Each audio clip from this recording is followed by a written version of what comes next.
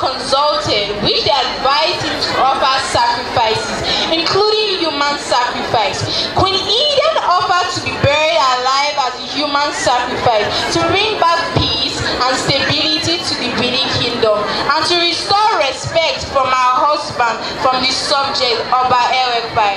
She is honored and reserved for her sacrifice for peace, and she said, Walamogu, my good people, the best sacrifice to make for world peace is self-sacrifice. The best way to demonstrate patriotism is to place the interests of our nation above religious, ethnic, political, and parochial interests. Today, let us all make sacrifices individually for the peace and stability of our nation.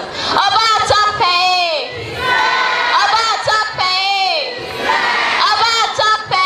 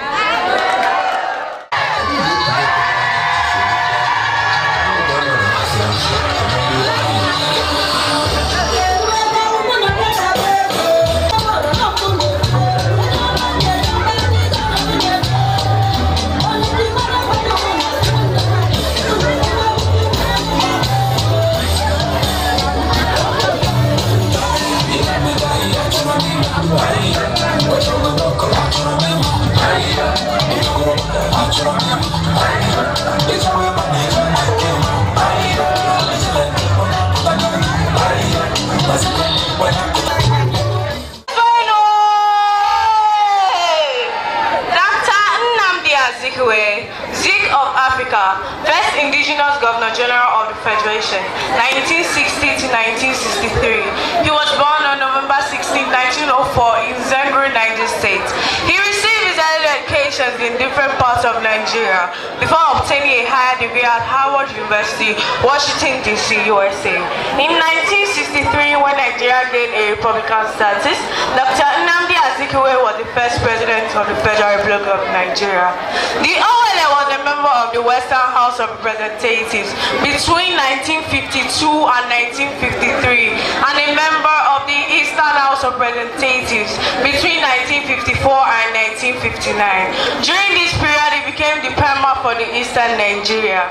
Prior to this, he became the Premier of Eastern Nigeria. He was a nationalist to the core. He was the regional minister of the local government, followed by he was appointed the Minister of Inter Affairs between 1955 to 1959. From 1959 to 1960, he became the President of the Federal Republic of Nigeria and also a member of the Federal Republic of Nigeria. He was a founding member of the National Council of Nigeria and Cameroon. He was the National Council of Nigeria and Cameroon. The OLE was the first Secretariat General of the party in 1944 and later became the president in 1946. The OLE attended the Lagos and London conferences that led to the independence of Nigeria. Until his death, he played a vital role to good governor, and he said, Kwenu! Kwenu!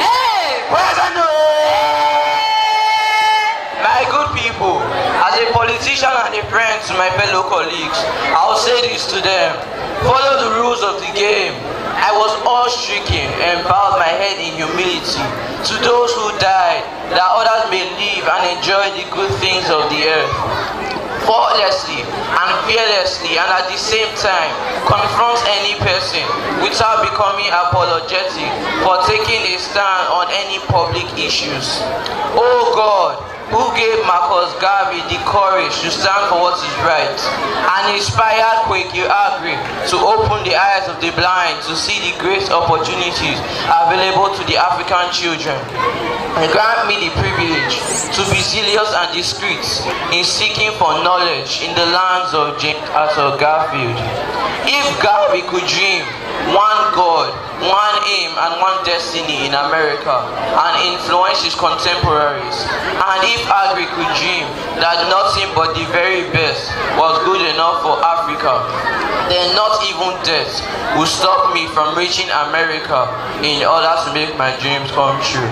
Cha cha cha, Igbo kwenu! Kwenu! Kwenu!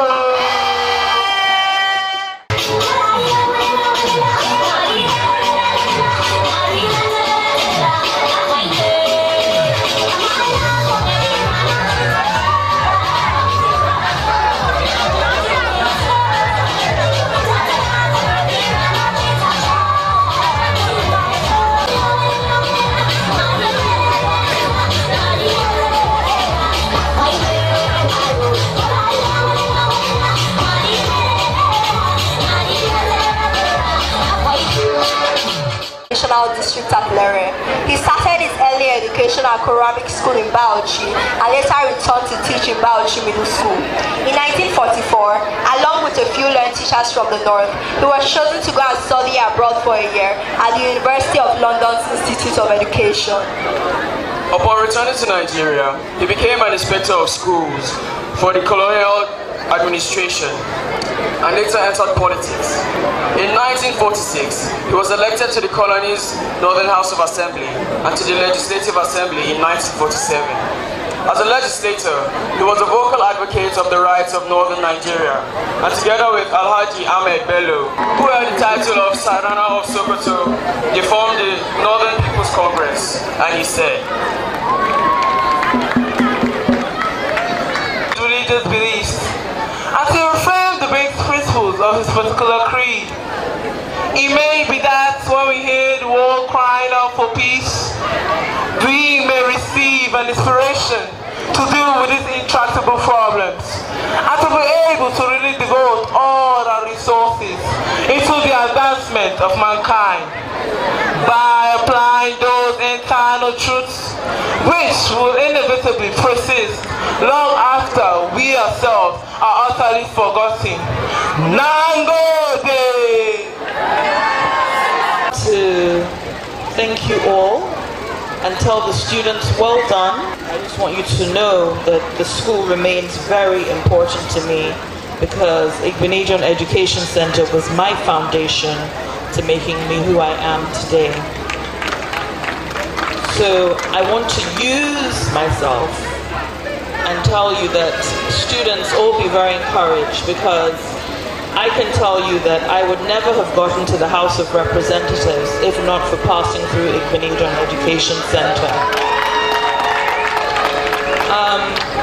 As some of you may have known, I actually happen to have been in school in England.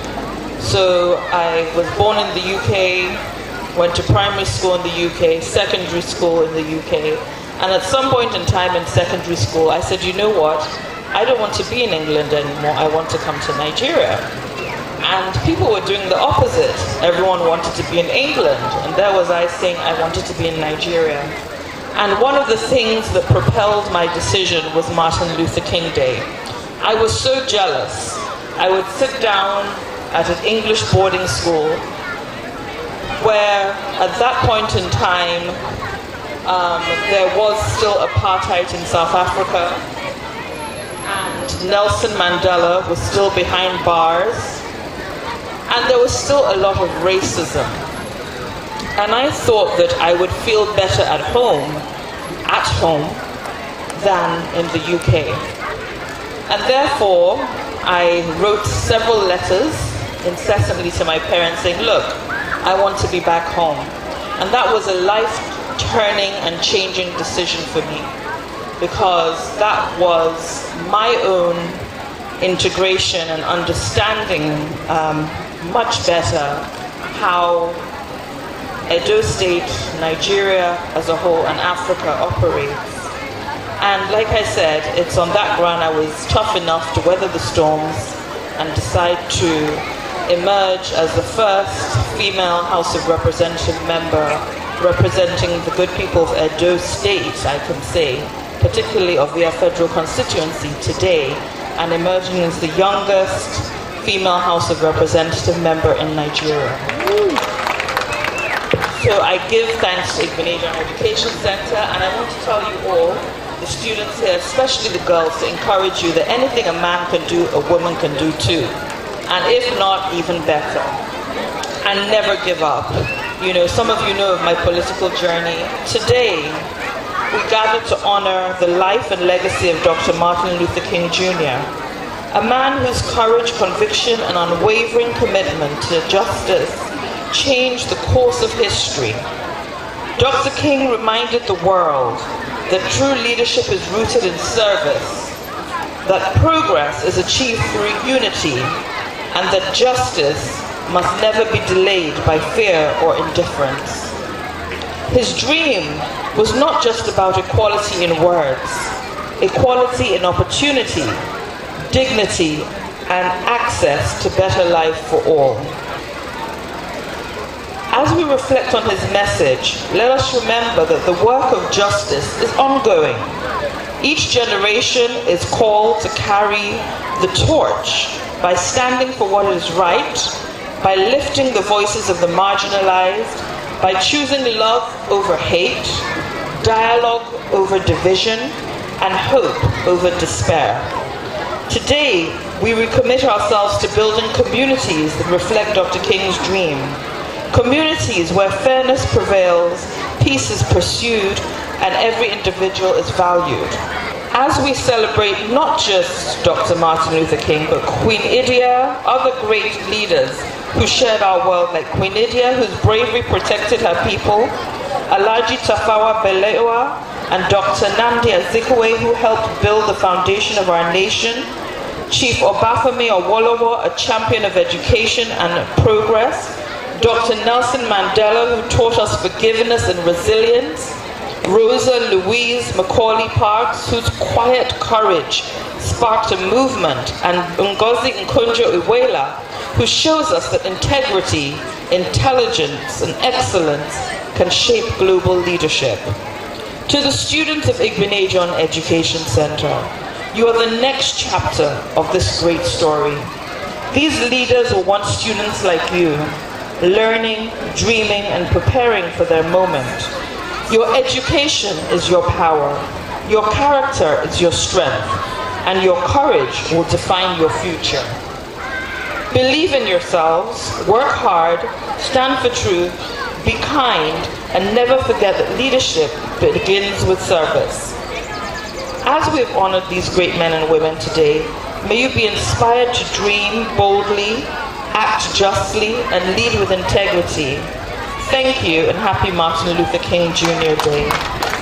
And I must also thank and remember the chairman of this great institution, my father, His Excellency Sir Chief Dr. Gabriel Osawaru Igbenedion, the Isama of Benin Kingdom, who, of course, is here with us in spirit. And I know that he is also a man with a great legacy who we all look up to and appreciate. And I just want to say, well done, children, once again. Thank you. God bless you all. Oba Tokpe. Kuka Okonjo was the Obi of the Obahi royal family in Ogwashi Uku, Nigeria. She briefly attended Queen's School in Enugu and was later relocated to live and further her studies in St. Anne's Molly School, Ibadan, in Oyo State. She later moved to the USA to study at the Harvard University, where she learned economics and graduated magna cum laude in an AB in economics in 1976. She now has she was later the number 2 position directing managing. She later rose at Washington DC World Bank as the number 2 position manager, she said. And investing in your young girls, catching them up through Miss Martha economics. Educating our young girls is the best way for Nigeria's foundation, development, and growth. When I find problems, I always try to find solutions. The best way to help Nigeria is by helping them stand on their feet, and the best way to do that is by creating job opportunity. They were treated unfairly and did not have the same rights as black people. On public buses, black people were forced to sit at the back and give up their seats to white passengers. But on December 1st, 1955, on her way back from work as a seamstress, she refused to give up her seat on a bus in Montgomery, Alabama. She was arrested for this, but she stood to her right. Rosa Parks teaches us to be courageous and brave. Today we celebrate her not because she was disobedient, but because she fought for what was right. Deep in my heart, I overcome someday. Oh, deep in my heart, I do believe that we shall overcome someday. I almost didn't come here today because so many people told me not to come. But I said to myself, I could not come here and see what had happened in Selma, him returning love. However, I came here today with a hope and a faith.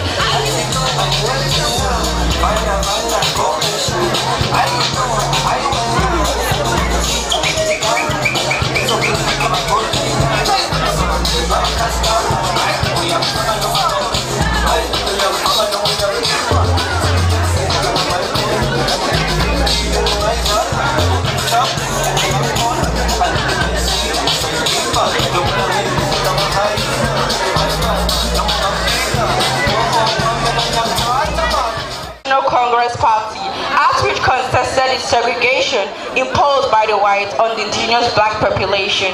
Mandela and his followers educated the world to recognize and to oppose the intolerable situation in his country where apartheid was the official government policy. He was put in prison and held captive on Robben Island for 27 years, but his spirit was never broken and inspired his followers to continue the struggle.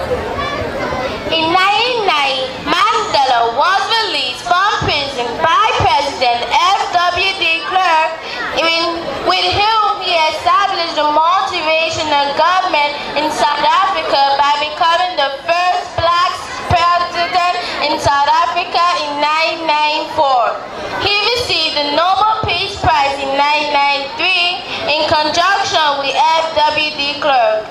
He was a meme maker and told a story of freedom to his people and gave hope not just to a nation, but to the world.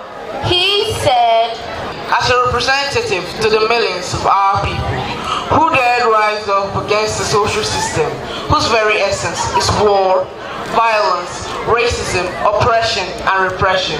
These countless human beings had the nobility of spirit to stand in the path of tyranny and injustice, recognize that an injury to one is an injury to all, and acted together in defense of justice and a common human decency. Because of their courage and persistence, we can today set the date when humanity will join together to celebrate an outstanding human victory to our century over racism and white minority rules. Let future generations never say that indifference, cynicism, or selfishness caused us to fail the ideas of humanism, and let our collective striving prove that Martin Luther King Jr. was right when he said humanity is no longer bound to racism and war. And let our collective efforts affirm the enduring value that genuine brotherhood and peace be more precious than silver or gold. Amandla! Amandla! Amandla! Today we celebrate the life and time of Martin Luther King, who is highly famous with his I Have a Dream speech. as a government, we are happy, to affiliate with the Benin Education Center. It's synonymous with excellence. I think in the coming days, we are also going to be inviting Her Excellency to join us, as a distinguished personality, where we are going to be awarding you, let me give you that expo in advance for all yourself and Daddy have been doing in the education space. So thank you very much, and a round of applause for our mother and of course our father. Very simple. I have a dream. Let me quote from one of his popular lines. I have a dream that one day we will not be judged by the color of our skin, but by the content of our character. And in Edo State, we are building our students both in learning and in character. And I want to implore you, my students, on this special day, to ensure that you do not allow your dreams to die.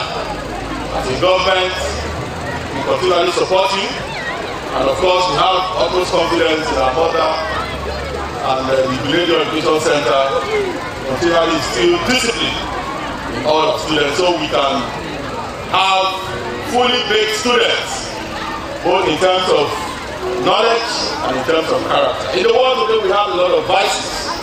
You go on the internet, you see a lot of things, and sometimes it can be very disheartening.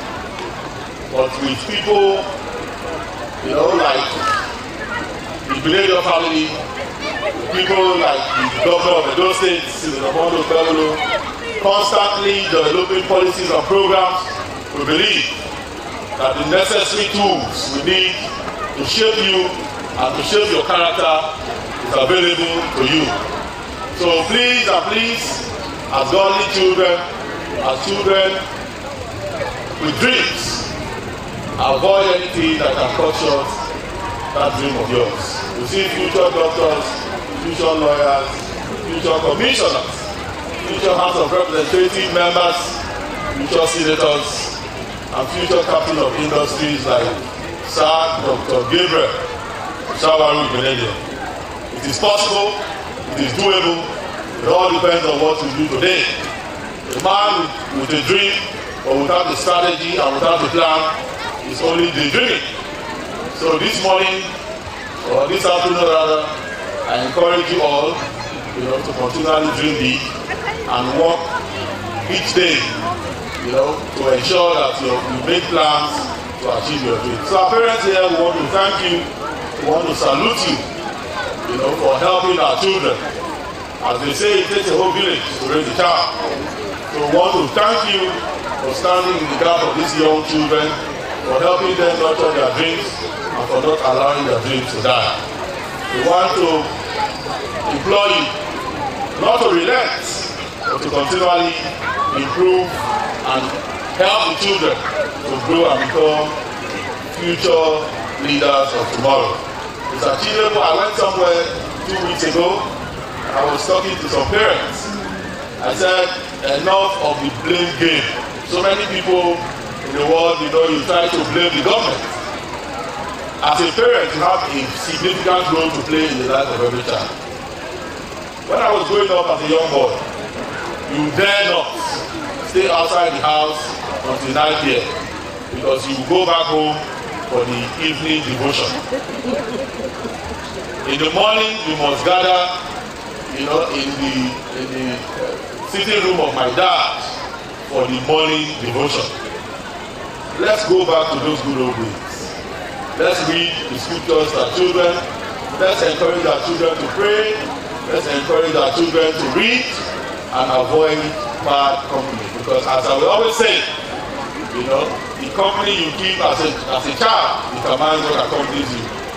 So separate yourself from friends that will not help you to achieve your dreams, and go close to the one that will help you in studying and reading your books, burning the midnight candles, because that's the only pathway to progress. So I salute you, my children. I salute you, all the parents. I salute all the parents here present. I encourage you to continue in that light, to nurture these children, so that at the end of the day, as they say, if you do not nurture a child at his young age, it will temper your old age. May these children not temper our old age in Jesus' name. Amen. So collectively, let's develop policies, programs, plans to help these children achieve their dreams so they can be notable in society and lead this country to the desired height. Martin Luther has done his time. He has finished his race. We are here now. We should do our bits, we should run our race, and let's finish well. Thank you very much once again. I love to serve Dr. Gabriel Lusawa with Benedium, our mother, Lady Sherry, and the Benedium family. We love you from the Ministry of Education. We love you from the Edo State government angle, and we wish you the best of today and the best of tomorrow. Thank you very much, and God bless you. We want our children to be encouraged, and we're happy you're here today, and that encouragement is going to start from now. Thank you. I know too that you're not just the Commissioner for Education for the government schools, but also the private schools, and we want to see more of you. We want to also benefit from His Excellency, our own Governor, Distinguished Senator Monday Okpebholo, because anything that we do also reflects what Edo State does. The achievements of the children at Igbenedion Education Center are not just our achievements, they're your achievements, they're our governor's achievements. And for that very reason, we'd like us to have a better rapport. And that is why when they were choosing the special guest of honor, I told my mom, I said, no, it has to be you. And I want to salute you for everything you have done in the education sector in Edo State. You've made us indeed very proud. You've put Edo State on the map in terms of the educational strides that you have made, which have been so great in such a short space of time. And you could only do this with the help of our governor. So, Shan Bobo, I heard somebody. I'm not trying to be political, but you already know. So I just want to thank you and say Igbenedion Education Center is home to you. Please encourage our students as well. And anything that you can do to assist us, please don't hesitate. I'm just a phone call away. Mommy is a phone call away. She's your mommy too. And thank you for the very apt speech that was delivered here, which is very meaningful, because right beside you, you have Pastor Angela Igbenedion, who doesn't forget fellowship in her house. So I'm sure she appreciated those words. And it's good to know too that you were brought up with these very important Christian values, which of course, I'm sure, has led you thus far. So I just want to say a big thank you once again on behalf of the Igbenedion Education Center. Thank you and appreciate science at national level. On behalf of the governor of Edo State, we will give to you the sum of 500,000. Congratulations, Pastor Charles. I'm proud of you. I want to encourage you to keep it up. Continue that practice. And bring home better. By the grace of God, we are here to support you. I will appreciate your mother, the father, and our mother. Father, we will not forget you and those that voted. Proud of the state government. 600,000. When we fear tries to close your eyes, then when justice softly cries, when your heart knows wrong from right, that is the moment, stand and fight. Small good deed or bold brave stand, a helping heart and outstretched hand. For every choice both dark and light, shapes a world by what we choose as right. So rise with truth, be firm, be strong, even when the path goes wrong. For history is written bright by those who knew the time was right. Thank you. Height of night. Not tomorrow. No one fears subside. But now, we choose where we stand and abide. And the truth grows stronger when we do not hide. The time is right to do what is right. To lead the weak into a hopeful light. With steady heart and conscience clear. With an act of love, not the act of fear. Thank you. Advocated violent retaliation. This non-violent movement spread across the South. In 1963, the spotlight shifted to Birmingham, Alabama. To those in power, he said, "We will not hate you, but we cannot obey your evil laws." His motto was, "I love every man. Every man is my brother." When attacked by dogs and water hydrants, he was daunted and maintained the notion that water can only drown you physically, it cannot drown your spirit.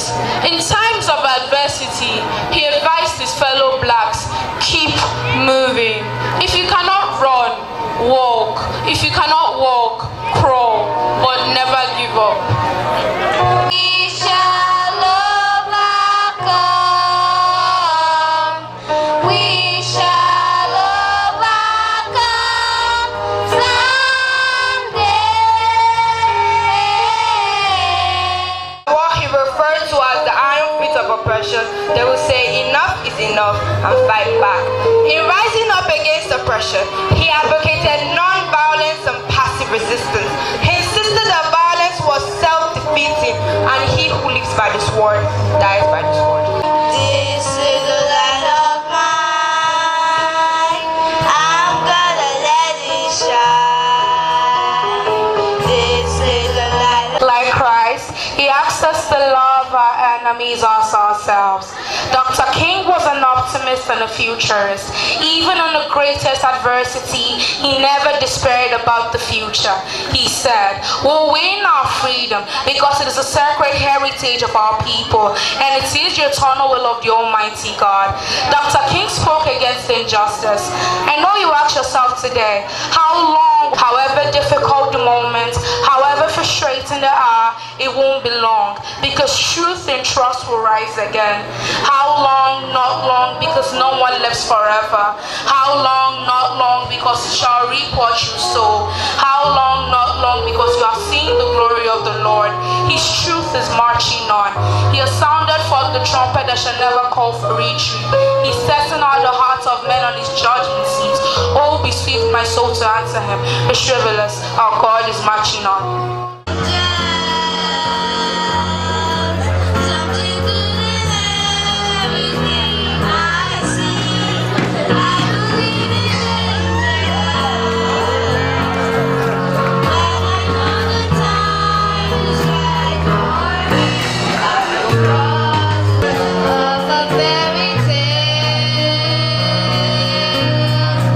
you can paint the future.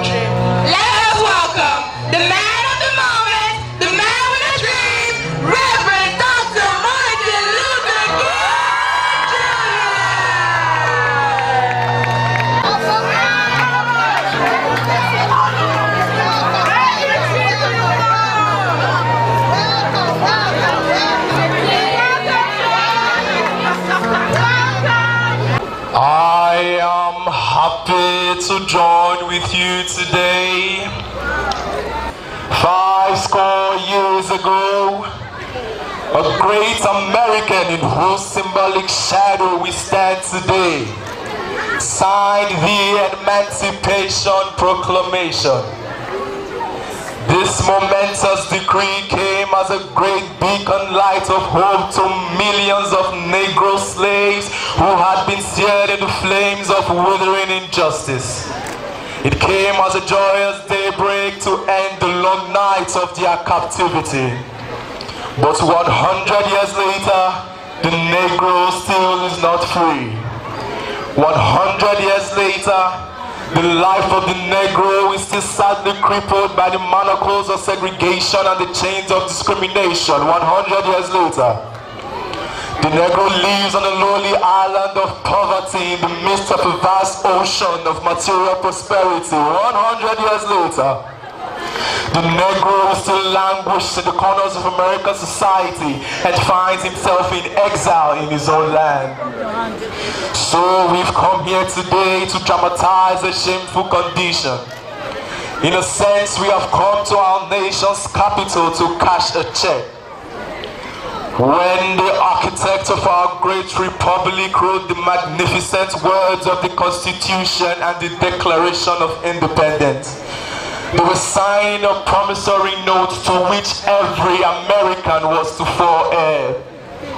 This note was a promise that all men, yes, black men as well as white men, would be guaranteed the undeniable rights of life, liberty, and the pursuit of happiness. It is obvious today that America has defaulted on this promissory note insofar as her citizens of color are concerned. Instead of honoring this sacred obligation, America has given the Negro people a bad check, a check which has come back marked insufficient funds. But we refuse to believe that there are insufficient funds in the great vault of opportunity of this nation. And so we've come here today to cash this check. A check that will give us upon demand the riches of freedom and the security of justice. 1963 is not an end but a beginning.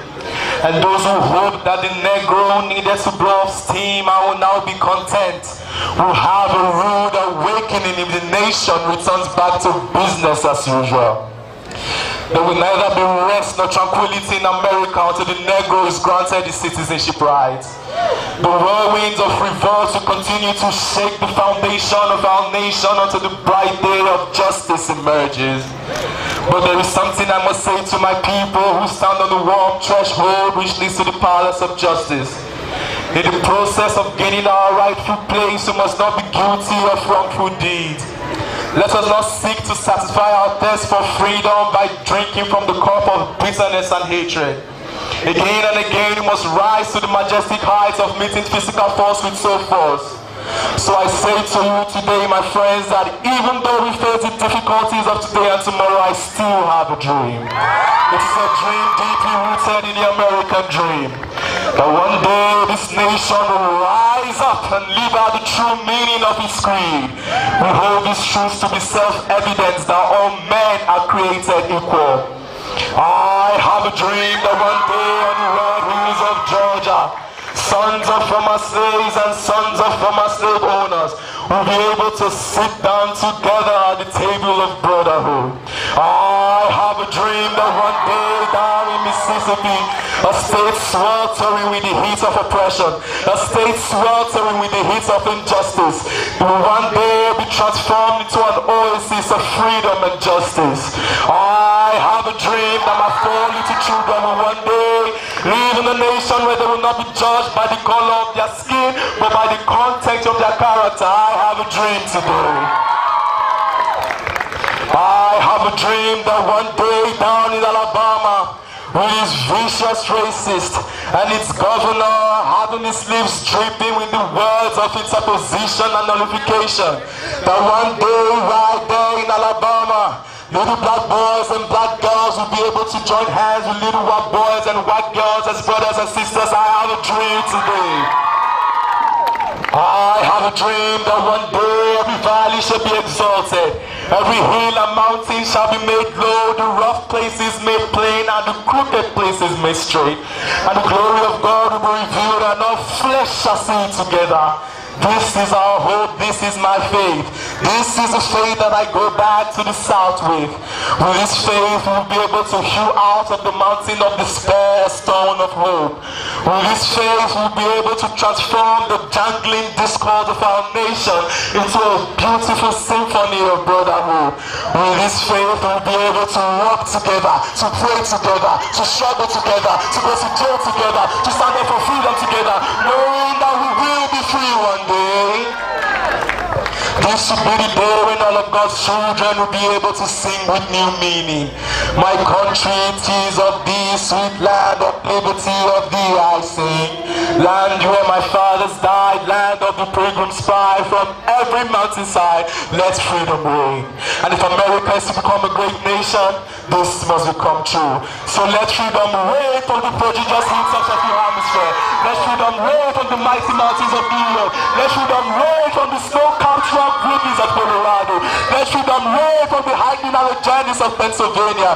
Let freedom reign from every hill and molehill of Mississippi, from every mountainside. Let freedom reign. And when this happens, when we allow freedom to reign, we let it reign from every village and hamlet, from every state and city. We will be able to speed up that day when all of God's children, black men and white men, Jews and Gentiles, Catholic and Protestants, will be able to join hands and sing in the old Negro spiritual. Free at last, thank God Almighty. We are free at last. The reenactment of that powerful speech. I have a dream. I have a dream that Nigeria will be better. I have a dream that this country will be great. For the cutting of the cake, I go with L U T H E N I. Congratulations.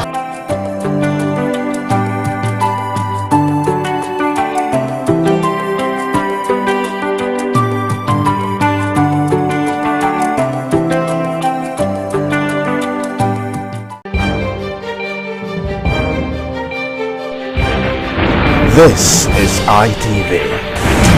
Certainly the best.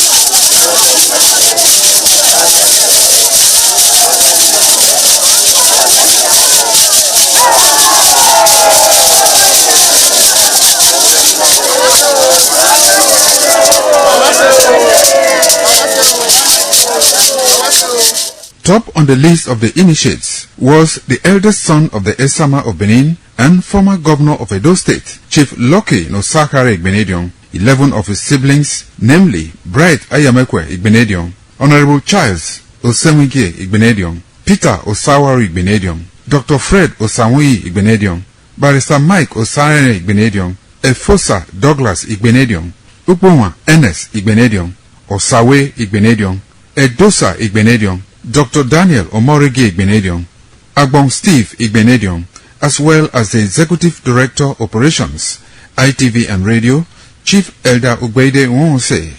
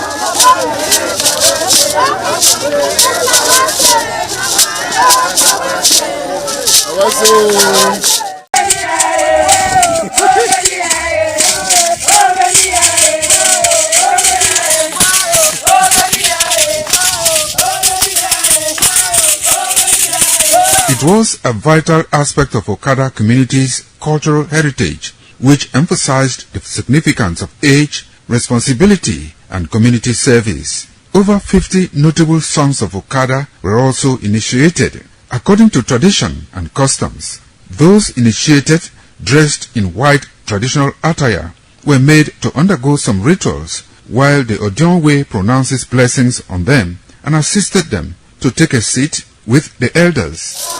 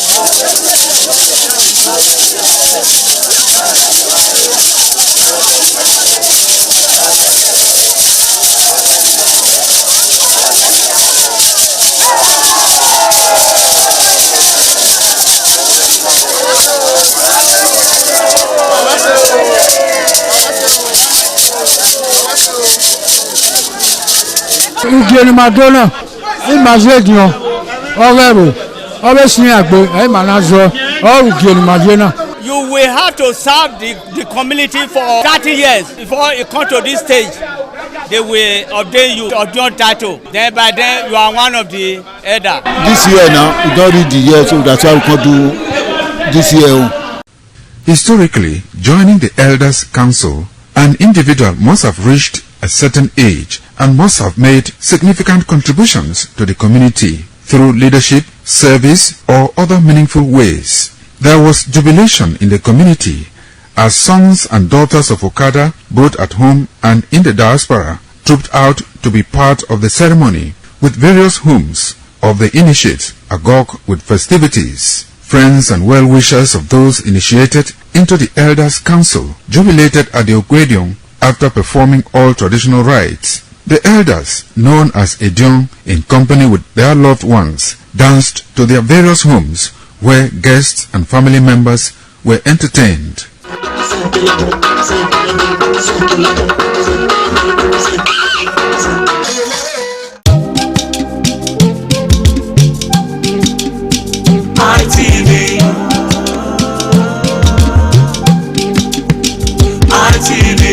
ITV, certainly the best.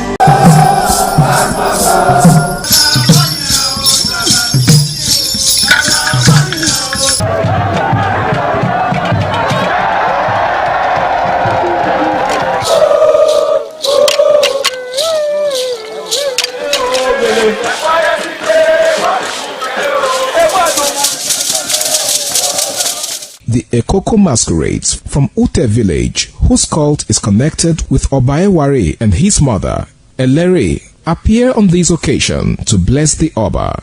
Ekoko is a ritual masquerade that dances to please the guests and the Oba.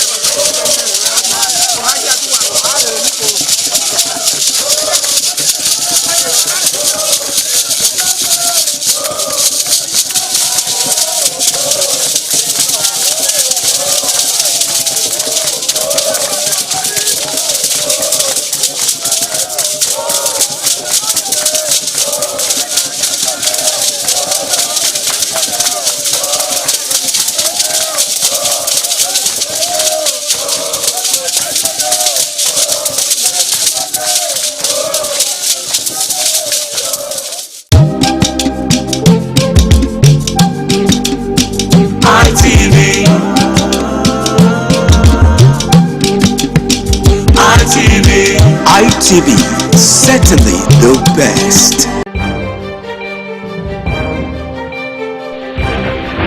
This is ITV. Certainly the best.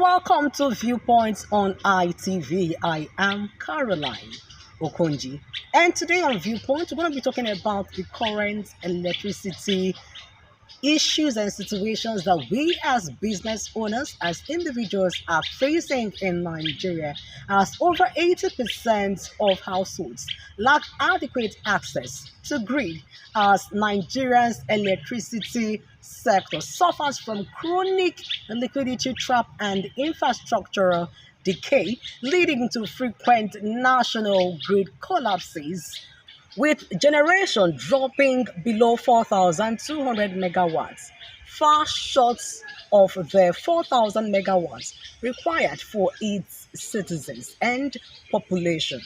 It is a Viewpoint on ITV, and we're going to be looking at some of the key issues affecting our electricity sector in Nigeria. I am Caroline Okonji. In terms of security of it, we need light.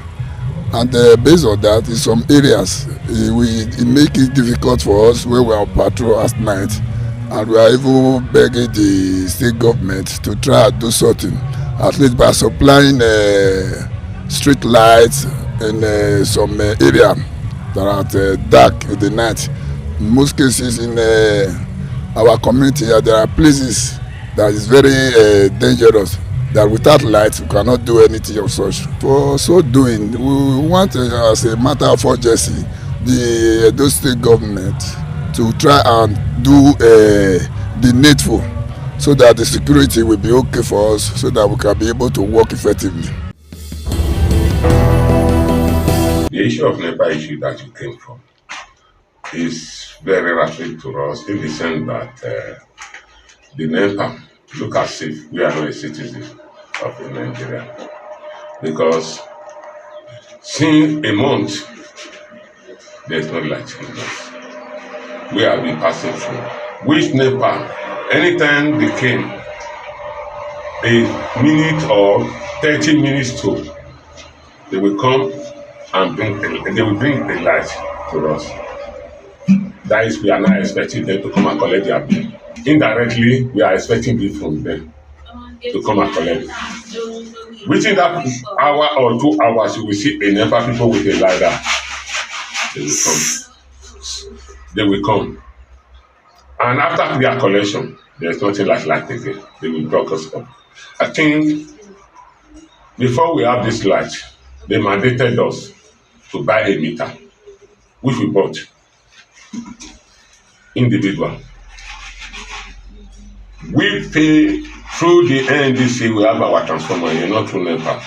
Before we got out this light, they mandated us to write an application of submitting it to the NEPA as a will to them. And we work for it. We should not claim ownership. And we fought for the transformer. And after that, again, they came that there is no oil in it. We pay up to 1 point something a day. Before, after all that, they came up again, said it was meter issue again, that every community, every houses have to have a meter, which we did. We have to. I have my own receipt. I have my paper meter in my residential house here. So after all that again, they came up with a past bill. We, before we make that transformer, got that transformer, we've been glad out for 10 years here.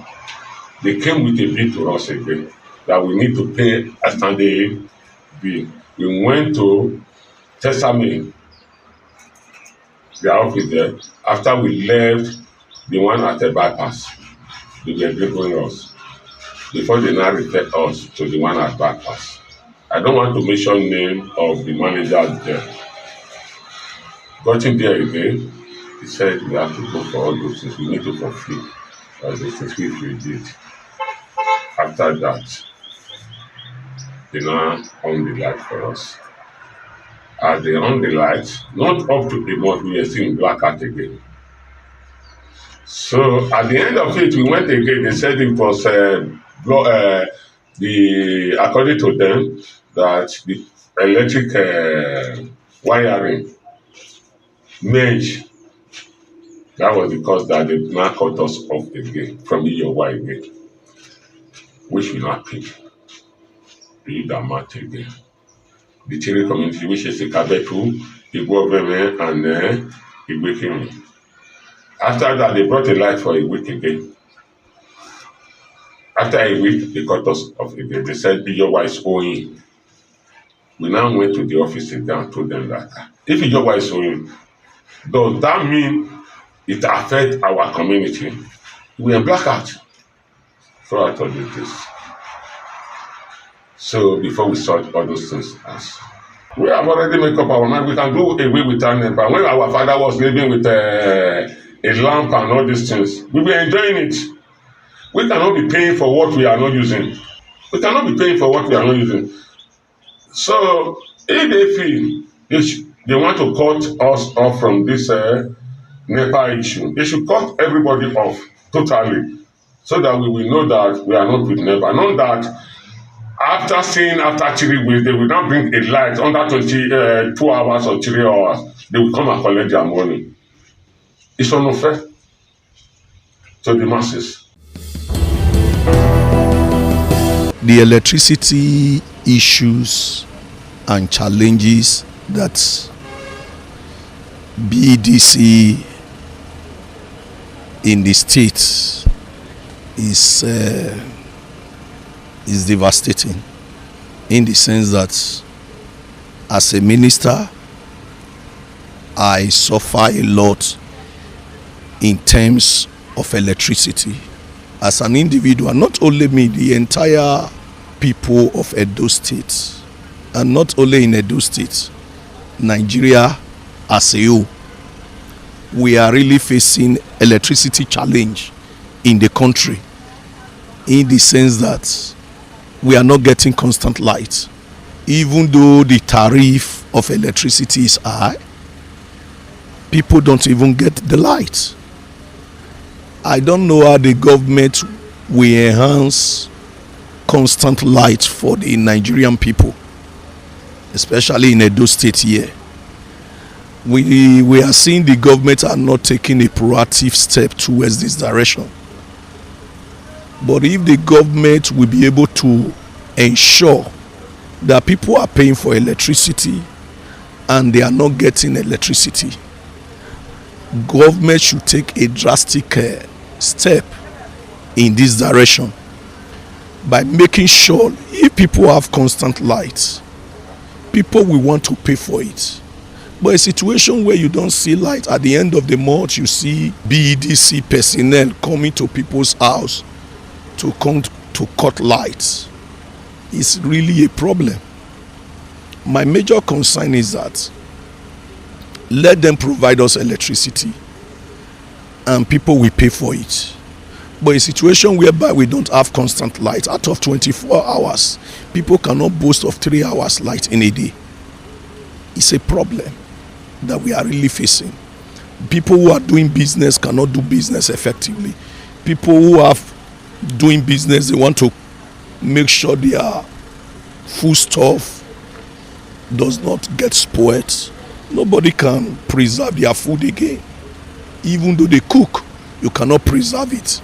Even though electricity for our artisans to work, they cannot get electricity to empower their equipment in order to boost productivity for the entire society. It is really a problem. The state of electricity in our country in our state is very poor. Very, very poor. We don't know how government is creating effectiveness on this aspect. We say Nigeria is generating electricity and the neighboring are getting electricity, and the people that are in this country are not benefiting it. Nigerians, we are crying. As a person, I am crying.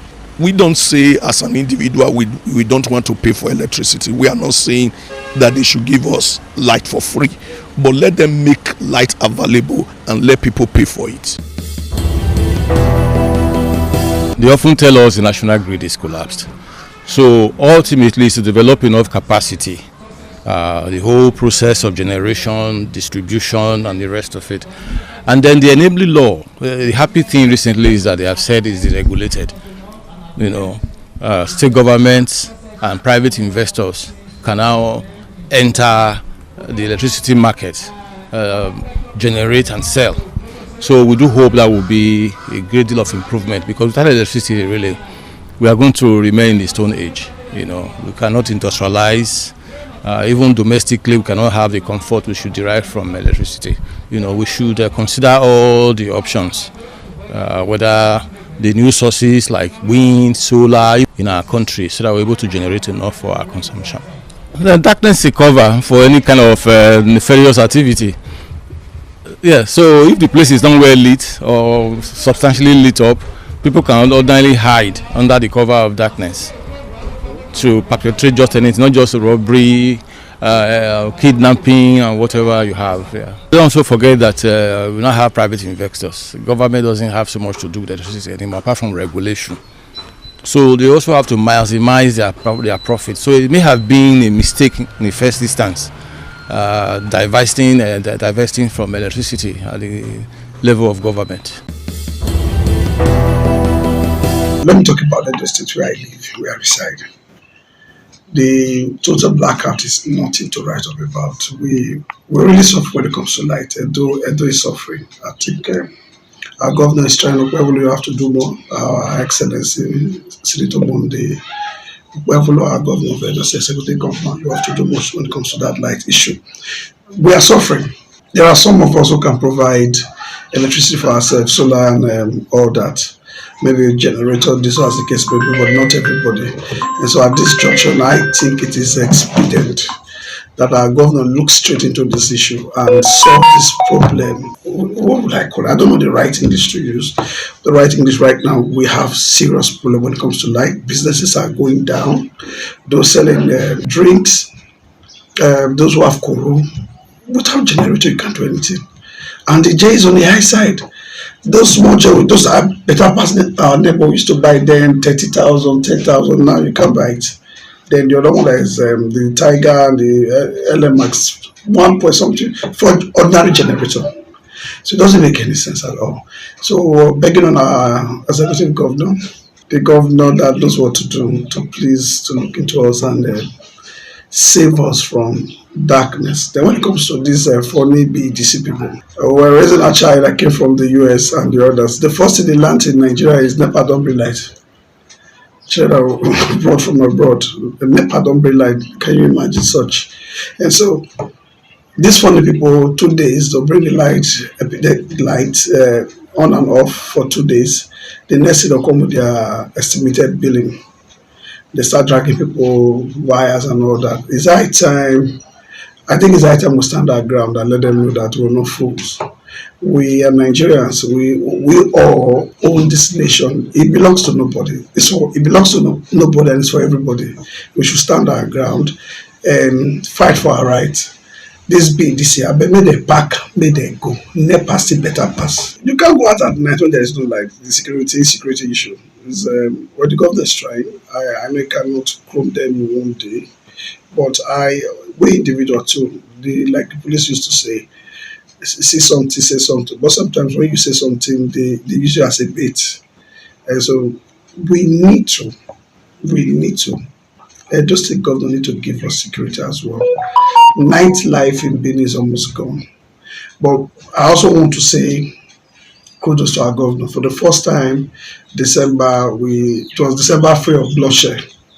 It was wonderful. December, look, we have most of our people in Nigeria right now, those living in diaspora, those living abroad. Many of them came December and this January. And, they came and they're enjoying it. So I believe our excellent governor, our excellency can do more about that to give us more security like this. If you're traveling from Benin to Akure, Benin to Ifon, those roads are no-go area at night. You can't date. So I believe with all hands on deck and our governor and the police, our CP, let's hope and pray for our action governor to do something about insecurity. ADC, since they came in, I don't think they have done well by my own assessment. And darkness is synonymous with demonic things. And they have thrown their city into darkness, Benin City, Edo State as it were, is in darkness. And I think that the government should step into the matter to do something about the situation. Because the way I look at it is that, for me, I think it is deliberate. Because there are some areas that have light. They call it dedicated light. So why can't everybody have the same light? Because there are areas for 2 weeks no light, for 1 month no light. Some people have 3 hours a day. Some people have 1 hour. And if they bring light in these 20 years, so people shout, hey, they'll be saying up NEPA instead of up BEDC, which is BEDC. So the thing is that government should step in and help us. People are dying, and most people are paying for darkness. They go there, they threaten people, they bring light when it is wanted for 3 days, 2 hours, 3 days, they come and collect money and they shut it down again. So I think the government should step in. If they are going to be thrown out, they should be thrown out and bring people who can give us light, who are ready to pay. It was privatized. That was a good intention by government, but the people that did it, I'm sure they gave it to their cronies who does not know anything about the management of light, and that's why we are where we are. It has really hampered nightlife because we don't work in darkness, and the only thing that is helping us now is this solar that people put everywhere, and some persons that have money to buy diesel and buy fuel. It's not everybody that had that kind of money, so it has really disturbed or hampered nightlife. But government is trying to bring it back by putting street light and everything. So we commend them. We pray that God will give government more power, more strength, more wisdom to do what they have to do. And the individuals are also trying by helping to lighten up everywhere. So we praise them. But for BEDC, I think they should go. Make better people. The situation of electricity in Benin here now, I will give them at least 30%. They don't even up to 50% from the area. But I wish the government can improve, because if you see what they happen to us now, we use our hand to define electricity. Some of us will go generator for us, some of us will get solar, some of us will go generate big blister. All these people will get like hotel. So I wish the government, if they really improve for electricity, all those generators will become condemned money for our hand. You understand? So people are not going to go for it. And money, now they need to put, because that energy, that light will really need that. If light day for this, imagine if you come for here for Silok Road now, government already put light, but in the evening, everywhere will be dark. So where there is light, everything, even the security aspect of itself, anything concerning light is too plenty. Maybe one particular. So we need light. If I come out for office now, if light no dey, we must buy generator. At least from office, I dey buy at least, if I'm not mistaken, 5,000 every day for sure. Imagine times 1 month, na big money. Until now money. From there, I will see look at it, come here say we want to go for solar. We can use solar to stabilize them, because solar they give us more, make savings from the fuel aspect of it. So if you get light, nothing like light, your light can carry AC, can carry everything for us. And to the noise, no go even give you that noise issue. So we prefer light more than any other thing. The light is our problem. We are suffering for light. You can see our business without light, we cannot improve. We need light. The show of light is because we need light. The show of light in Edo State is very poor. Patronage is very low. You can see we import fuel at least every day 10,000, 15,000 a day. But you can stay 2 days, 3 days, no light. The show of business is very low. Very low. So we are begging government to improve on the light aspect. That light, you cannot sell bulb, you cannot sell fan. You understand? When you have light, you prepare to buy fan. Not everybody can provide solar for his house. Actually, we need light. Electricity in Benin City or in Edo State has been with mixed feelings, because to some they will give the positive nod that they are faring well with the supply of electricity, but with some become so epileptic of recent. Me personally, I have discovered that we are not paying for what we get, or we don't get what we pay for. The reason being that the regulatory body that's supposed to task the BEDC are not doing enough to satisfy a customer by way of ensuring that you get what you pay for. For those who are using prepaid meter, there are reports that suggest that even the prepaid meter is even overbilling or overcharging consumers, as against what the government is telling us. Only recently we discovered that the BDC keep complaining that the generation company is not supplying them what they ought to get, which will in turn affect the consumer. And even at a point they also raise the issue of federal government owing them. But just recently the federal government has paid a huge sum of money to liquidate what they are owing this distribution company. But looking at the experience of consumer in terms of the electricity supply, it is so appalling.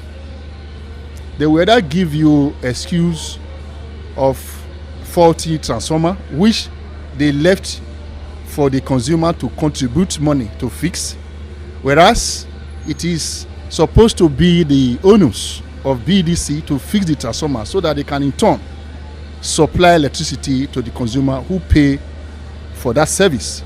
It's like you are buying a recharge card. I am not sure that the recharge card you buy is what they give you. It varies from quarter to quarter. It varies from consumer to consumer. For example, for those who have been using the analog or the estimated billing, you will discover that whatever they bring, which is not subject to negotiation, by the time you now procure your own prepaid meter, they will bring everything inside the bill and begin to roll out deductions arbitrarily without consulting with the consumer. Even the estimated billing they brought was not even discussed by the consumer. So there is nobody that is there to advocate for the consumer or to leverage on the complaints. Nobody to complain to. So that makes it very, very heartbreaking. So for me, I believe the federal government and indeed the lawmaker, the National Assembly, should set up a body where consumer can run to and lay their complaints, so that there can be an equilibrium between the consumer and the BDC, for example. To wrap it up on Viewpoint on ITV, we're going to be highlighting some of the key issues that was actually mentioned by our respondents, which some said it is as a result of poor maintenance, gas supply shortage, and poor metering, just to list but a few. And the government at all levels, they are expected to do the needful and do the right thing to ensure steady power supply for citizens in order to boost means of livelihood, especially for business owners in the country. It is Viewpoint on ITV. I am Caroline Okunji.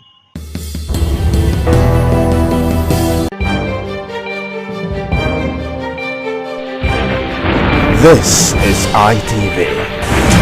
Certainly the best.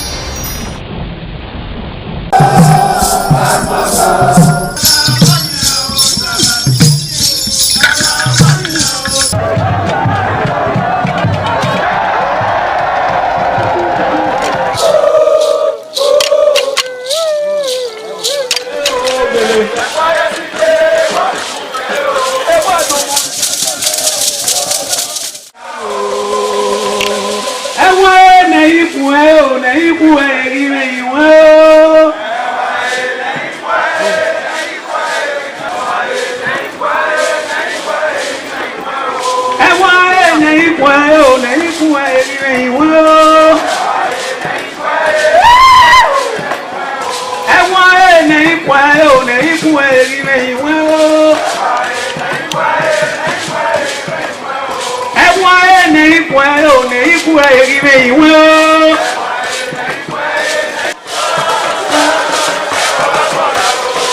Sẹ́nà o, rẹ̀bọ̀ yàwó.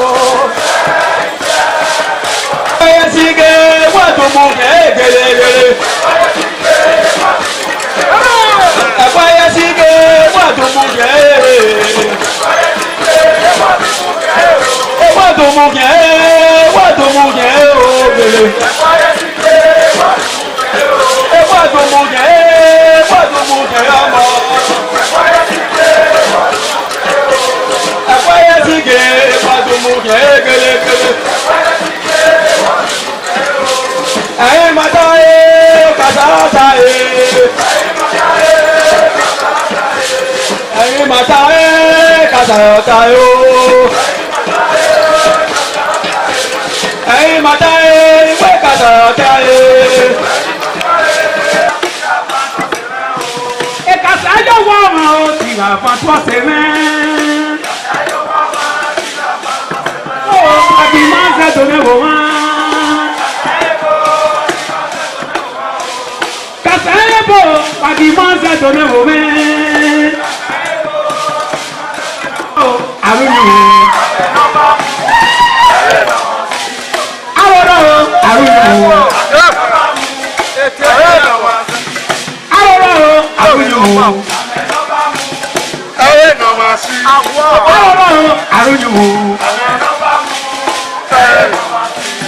Aworo arunu. Aworo arunu. Arúgbó tó ní kẹrẹ kú yóò gbó. Ẹ̀wọ̀n ẹ̀dọ̀tọ̀ rẹ̀ tó ẹ̀tọ́ ní kẹrẹ kú yóò gbó. Orí ọba ní ká.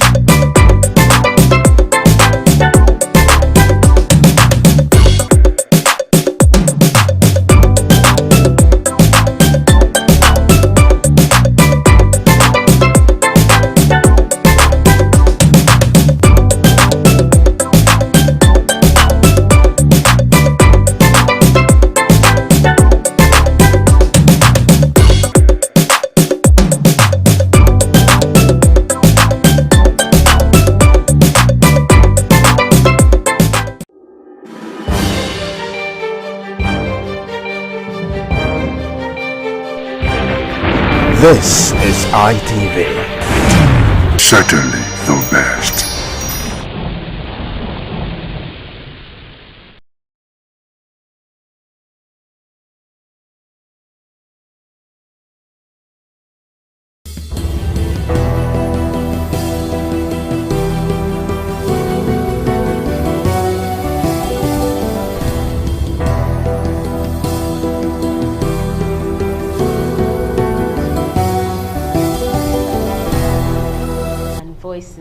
Ages and Voices is a program brought to you by NAPVID, an NGO that advocates for persons living with disabilities here in Edo State.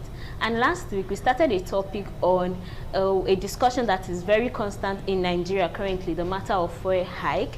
And we had our guest, Melody Omosa, last week to open the ground for the discussion, and we'll be continuing on that topic today. But today we have another special guest, Mr. Sunday Nore, that will continue on the discussion for us. He is an artisan sharing his experience on the matter of the fuel hike.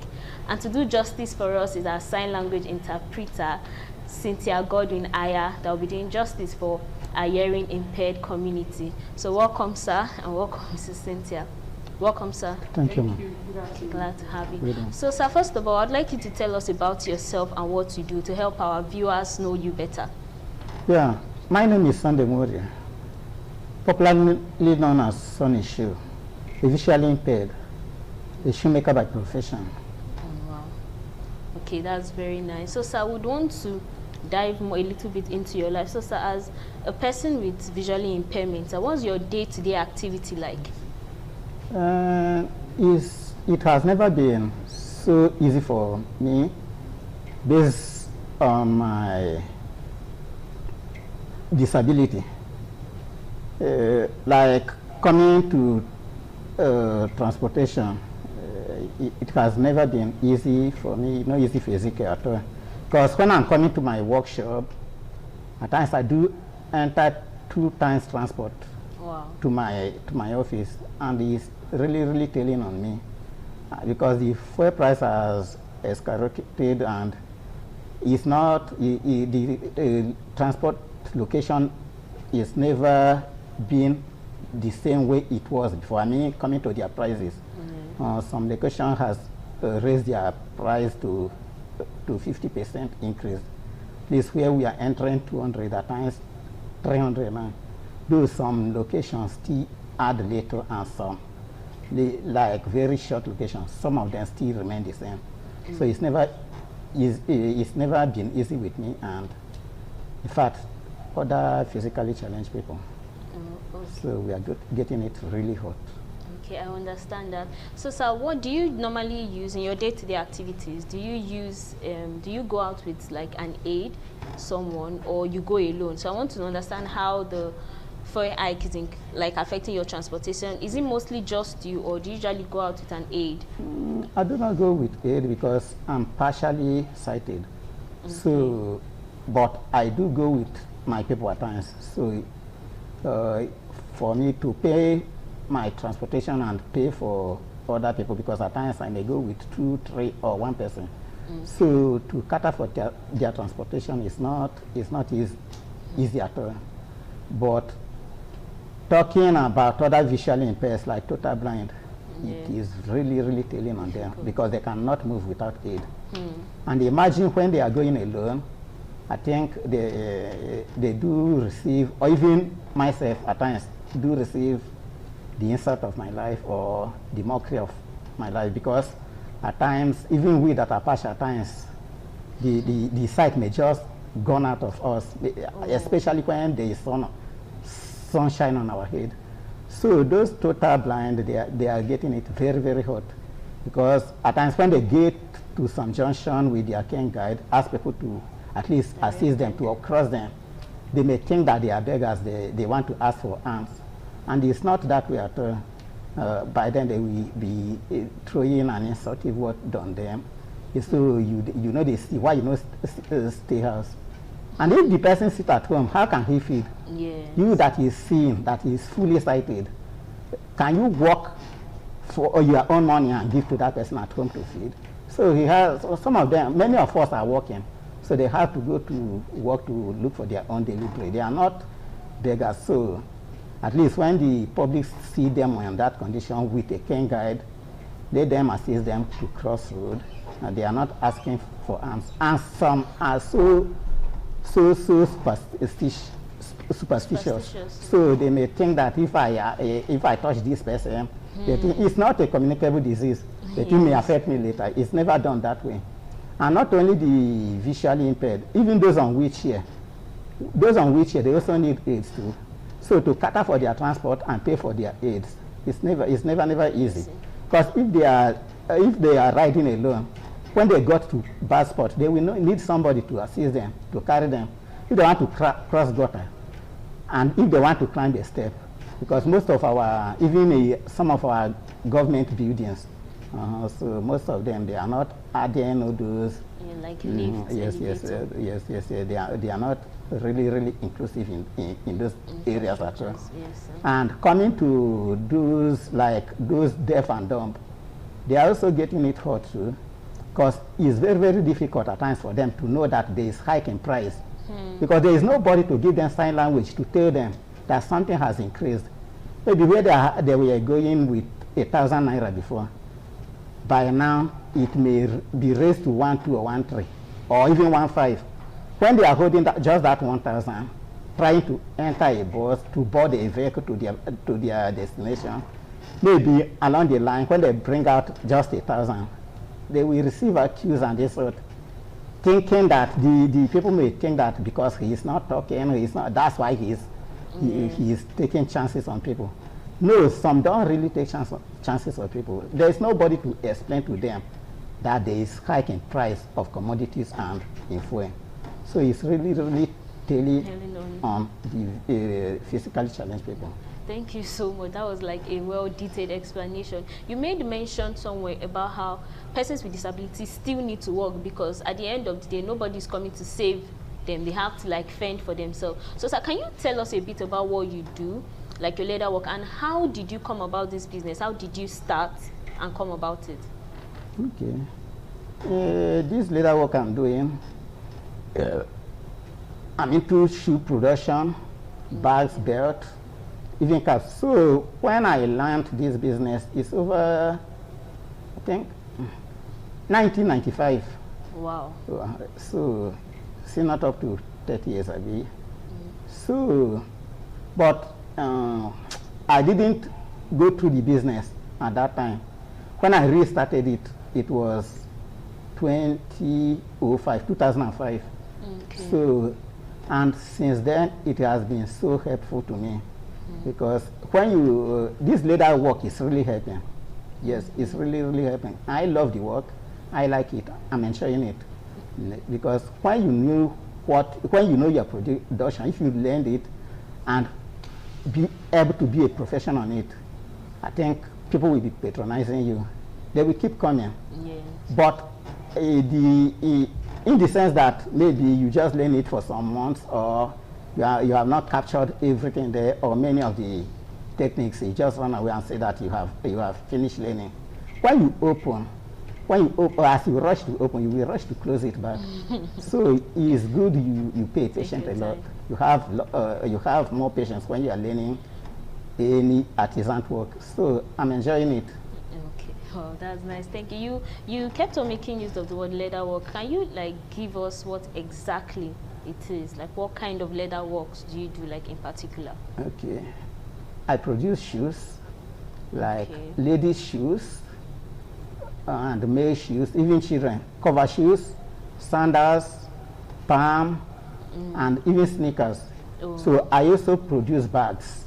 Okay. Yeah, even belts. So initially, when I started, because what is helping me a lot is this eyeglass, because minus this myopic concave lens, I think I would have not gone anywhere at all. So when I started it without lens.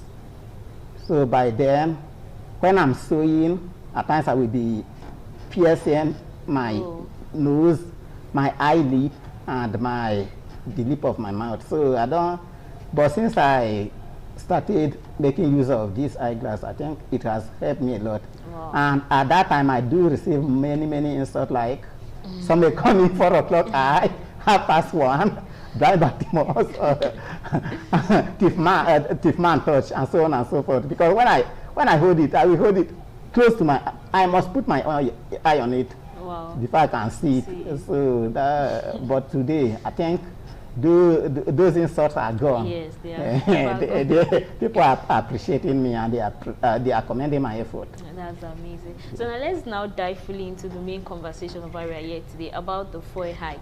So aside from the transportation you mentioned, how does this fuel hike affect your business, like currently, and maybe the other times that we've had fuel hike? How does it affect your business? Is it just on your transportation aspect and coming to work, or it affects the business itself? Yeah, it's really affecting my business. Like now, patronage is very low, because once fuel is increased, I think most of the commodities are also increased, and patronization will be very low. Because there is no money, the money is not there to patronize, to purchase things for yourself. Like as before, when the fuel was about that kind, maybe 800 to 900, I think the patronization was very high. But now it's gone too low, because at least those who may come to patronize you, they will first of all think of what they will eat. Think about their family, because something they will have to buy with 1,000 naira may cost them 1,200 or 1,500, and the salary earner, I think they are good in mathematics. So they will make sure that they at least they calculate very well, so that they may not make mistake or fall into debt later. So today, I'm getting it hot. Even if I want to, the production I'm making, I'm using fuel also, because I'm using gem.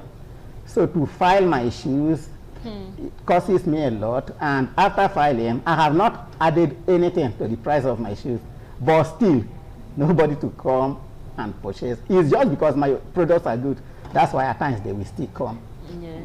So it's really affecting me. You made mention of the fact that you've not added any money to your goods. So are you still selling at the old price? The old price is what I'm saying. Isn't that affecting like business generally? It's not. It's affecting business generally, but you know, if you are having customers, they say when demand is high, I think the cost will still go up. But when you are seeing lesser customers, you will remain where you are. Your price, the price of your commodities will be stagnant, so that at least you may see somebody who can patronize you. Wow. But if they see that you are always increasing your commodities, I think they will be scared away. So that means at the end of the day, you are actually at loss, because if you're buying fuel at a higher rate, you're at loss and you're not gaining as much as you would. Yes. How is this affecting like the family? Because it's affecting me. Coming to my family issue, I think if we have to eat 3 times a day, now at times we do eat 010. So at times we eat 101. So that's it. At 2 times a day or once in a day. Wow. So far something gets into the stomach. And moreover, when you are walking on a dry day, remember the rainy days, save for the rainy days. So that's what is helping me a lot. Assuming I have been consuming all I'm getting before, by 9, I will find it difficult to feed my family. Wow. Okay, we're going on a very short break, because Mr. Sunday Nora has been giving us a lot and taking us into his business and how the fuel hike has been affecting him. But when we come back, we'll dive more into that.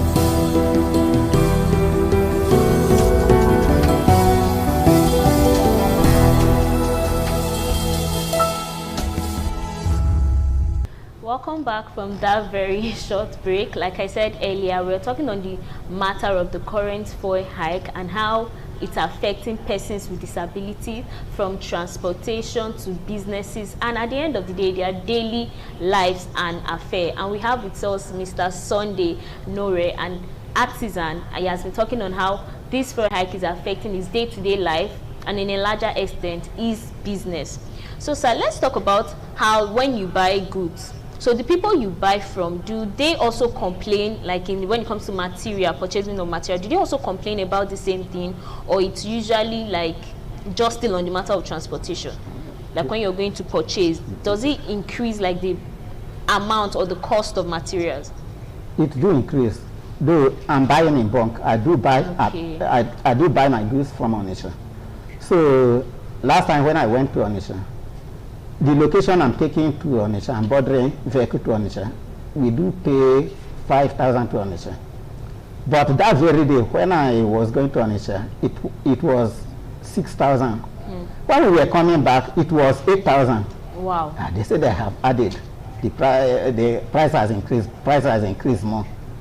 The price of fuel. So even the goods I bought, I paid a lot. I spent up to 15,000 to bring the goods to Benin.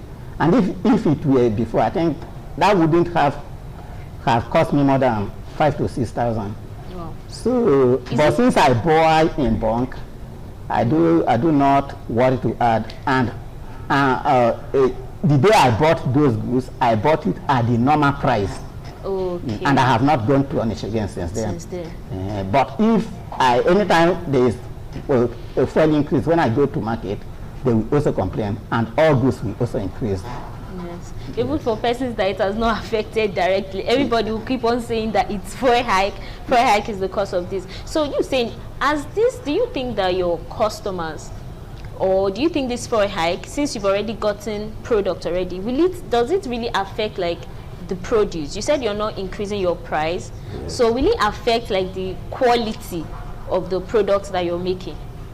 The fact that you're not increasing the price, so will the quality reduce since the price is still stagnant, or the qualities are still the same way? One thing about me and a good producer is a good quality, high quality. I could keep on improving in quality and the building aspect, because if you decrease the quality, customers will later find out, and we will get low patronage. But when your quality remains the same or even more better, they will keep coming. It's only the fuel, which I always buy now, that is affecting me, and that's why my price is still stagnant. The same. Okay, so but do you have maybe friends that are also in maybe another part of businesses where this is hitting them when it comes to their production more? Yeah, I do have, but they are the ones I do visit at times. They do increase, but not so much. They do add, because those ones they don't buy in high quantity. So when they buy in retail price, I think they will still add a little thing for them to not run at loss at the end of the day. So at the end, like buying in bulk now is like a better solution to help like reduce the effect. Is that what you're saying, sir? Of course, but it's not everybody that has the money. Can afford buying in bulk at home. Me now, it's just because I have made some little savings. That's why I'm able to buy a little bit in bulk, not as much. Okay, so now what would you say that the government should do, or what would you advise would be like a solution or a way to better help persons with disability when it comes to like matters like this, like fuel hike or other societal disadvantage? How would you say, or what would you advise like the government or recommend the government to do in situations like this for persons with disabilities? What I will recommend the government to do for persons with disabilities is, number one, at least create a bus stop coming for transportation, where there can be enough chance for persons with disability to board, to access the vehicle.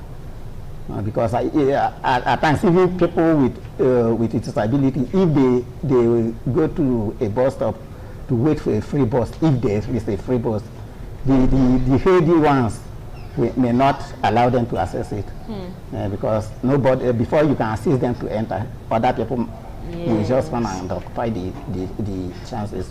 So I will advise the government to provide vehicles, at least for free transportation for persons with disability, and also to assist in supporting persons with disability through some organizations, because we have some organizations that really care for persons with disability, especially NAVID. So if the government can assist in helping NAVID, I think we, the physically challenged people, we will be well benefiting from the government. But when they channel it to other sources, it can never get to our table. Yes. Okay, so what you mentioned, like free transportation, what about on the matter of skill acquisition and vocational stuff? Yeah, although those ones are one of the main matters that government is supposed to look into, because there are persons with disability who cannot access education because they don't have the chance or they don't have the opportunity. Yes. So at least skill acquisition is very good for them, so that when they have something doing, and after learning, the government should establish them, not just to teach them. Because if you teach them, who will establish them? That's what we have been facing in this our society.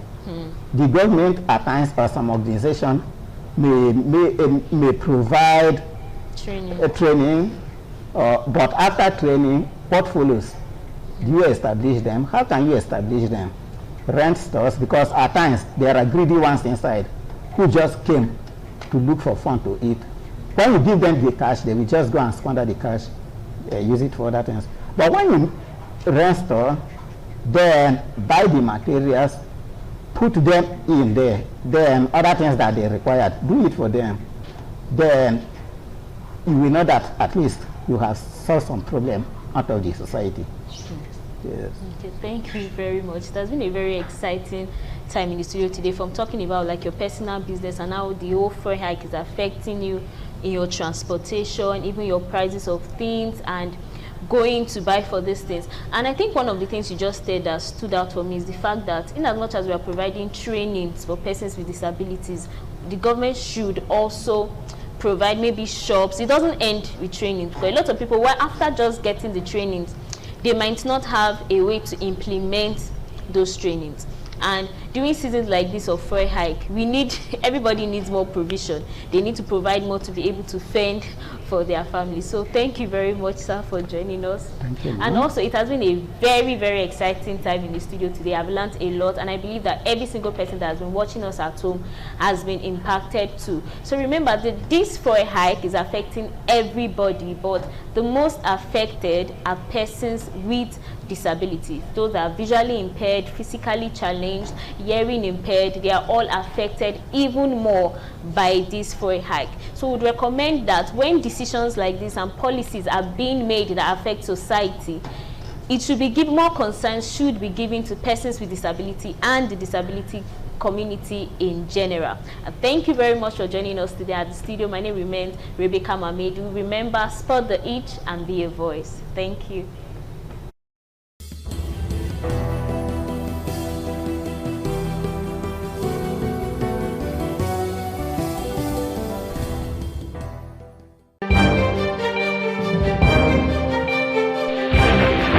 This is ITV. Certainly the best.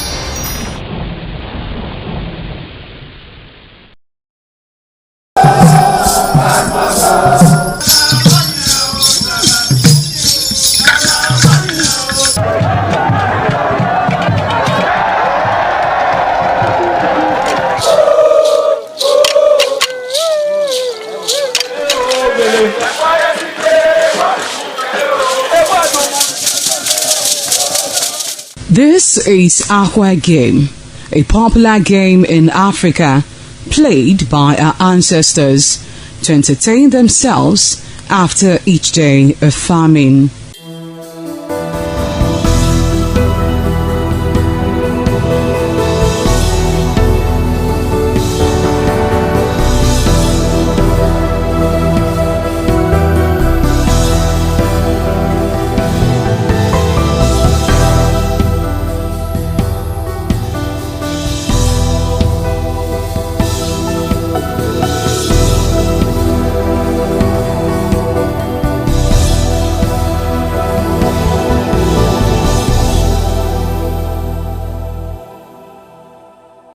It is also relevant in our coronation in Africa.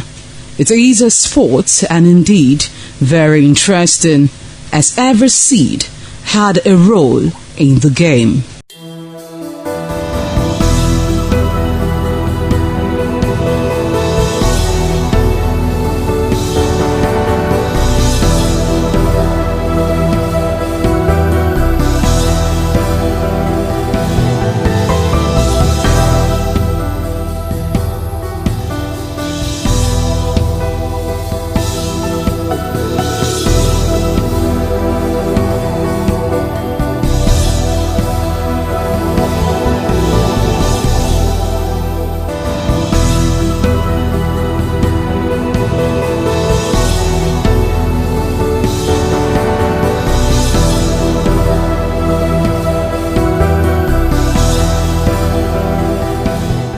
Playtime is 45 minutes per set. There is no age limit as long as you can spin Aqua Seed. Ayo or Aqua game, known as the game of intellectual. This game requires a lot of mathematical skills. Aqua game is played with carved wooden box containing 12 holes.